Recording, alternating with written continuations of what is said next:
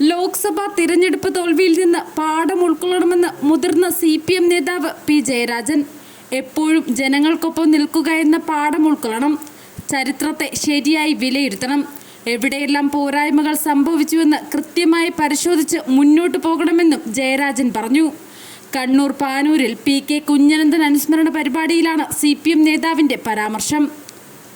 2019 ലോക്സഭാ തിരഞ്ഞെടുപ്പ് തോൽവി മറികടന്നാണ് 2021 LDF ഭരണം നേടിയത്.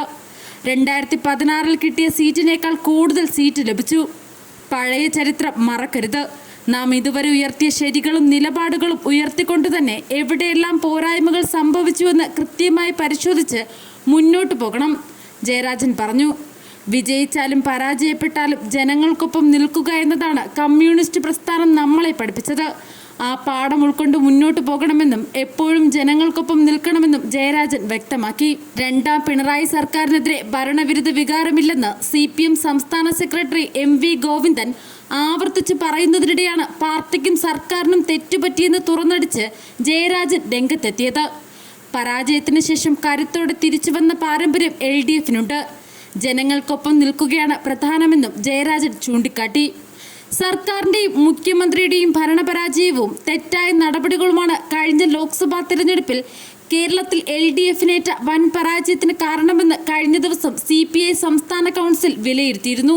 ഇതിനു പുറമെ CPM പോളിറ്റ് ബ്യൂറോയും കണ്ണൂരിൽ ഉൾപ്പെടെയുള്ള പാർട്ടി കോട്ടകളിലെ വോട്ട് ചോർച്ചയിൽ ആശങ്ക അറിയിച്ചിരുന്നു.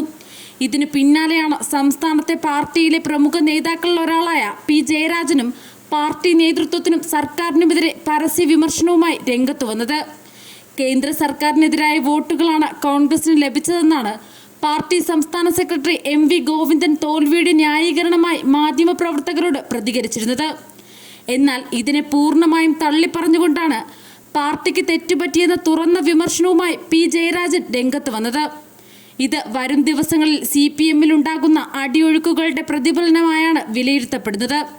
അതുകൊണ്ട് തന്നെ ഇനിയും കൂടുതൽ നേതാക്കൾ മുഖ്യമന്ത്രിക്കും പാർട്ടി നേതൃത്വത്തിനുമെതിരെ രംഗത്ത് വരുമെന്നാണ് പ്രതീക്ഷിക്കുന്നത്.